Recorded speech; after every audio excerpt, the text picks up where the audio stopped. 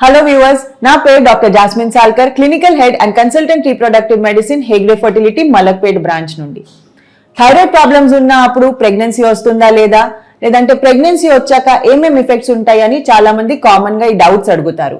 దీని గురించి ఈరోజు మాట్లాడతాము. సో థైరాయిడ్ ప్రాబ్లమ్స్ 2 టైప్స్ ఉంటాయి. ఒకటి అయితే హైపోథైరాయిడిజం, అందులో TSH లెవెల్స్ హై ఉంటాయి. రెండోది అయితే హైపర్ థైరాయిడిజం, అందులో TSH లెవెల్స్ మాత్రం లో ఉంటాయి. సో నార్మల్ TSH రేంజ్ చూసుకుంటే 0.5 to 4.5 మిల్లీ ఇంటర్నేషనల్ యూనిట్స్ మధ్యలో ఉండాలి. 4.5 కానీ ఎక్కువ ఉంటే హైపోథైరాయిడిజం ఉంటుంది, 0.5 కానీ తక్కువ ఉంటే దీనికి హైపర్ థైరాయిడిజం అంటాము. కానీ కామన్ గా హైపోథైరాయిడిజం చూస్తాము, అంటే TSH లెవెల్స్ హై ఉండడం. ప్రెగ్నెన్సీ ప్లాన్ చేసినప్పుడు ఈ TSH లెవెల్స్ మాత్రం 2 to 2.5 మధ్యలో మెయింటైన్ చేయాలి. సో ఎవరైనా ప్రెగ్నెన్సీ సంబంధం ప్లాన్ చేస్తున్నారు వాళ్ళకి అయితే doctors usually TSH levels 2 to 2.5 మధ్యలో మెయింటైన్ చేయాలి అంటే కొన్ని చిన్న డోస్ స్టార్ట్ చేయొచ్చు. సో అది హైపోథైరాయిడిజం కామన్ గా చూసుకుంటాము అంటే దీనికి సిమ్టమ్స్ ఏముంటాయి? ఒకటి అయితే ఎక్కువ వెయిట్ పెరగడం, అంటే సడన్ వెయిట్ గెయిన్ అవ్వడం, ఇది అయితే కామన్ గా చూస్తాము. అది స్కిన్ ప్రాబ్లమ్స్ రావచ్చు, డ్రై స్కిన్, ఇచ్చీ స్కిన్ ఉండొచ్చు. ఇంకొకటి అయితే హెయిర్ లాస్ ఉండొచ్చు, హెయిర్ థిన్నింగ్ అవ్వచ్చు, పీరియడ్స్ ఇర్రెగ్యులర్ అవుతాయి. పీరియడ్స్ ఇర్రెగ్యులర్ ఉంటే ఓవ్యులేషన్ టైంకి అవ్వకపోవచ్చు, ఓవ్యులేషన్ టైంకి లేదు అంటే దానివల్ల ఇన్ఫర్టిలిటీతో బాధపడవచ్చు. ఇంకొకటి బావెల్ ప్రాబ్లమ్స్ రావచ్చు, అంటే కాన్స్టిపేషన్, ఇర్రెగ్యులర్ బావెల్ మూవ్మెంట్స్, ఇవన్నీ సిమ్టమ్స్ కామన్ గా చూస్తాము.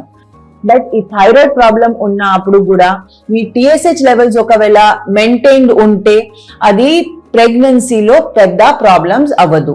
కానీ ప్రెగ్నెన్సీ ప్లాన్ చేస్తున్నారు అంటే దాని ముందుే TSH లెవెల్స్ కంట్రోల్లో ఉండాలి. Because normal TSH levels are very important in the first 3 months of pregnancy.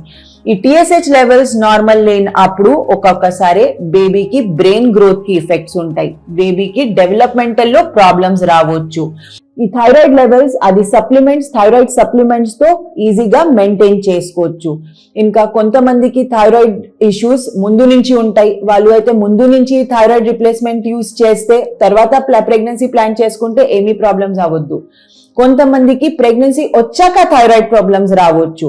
So అప్పుడు కూడా చిన్న డోస్ తో మీరు అయితే ఎండోక్రైనాలజిస్ట్ ఎలా తీసుకొని మీ ఫర్టిలిటీ స్పెషలిస్ట్ కి కన్సల్ట్ చేసుకొని ఈ TSH లెవెల్స్ మెయింటైన్ చేయాలి.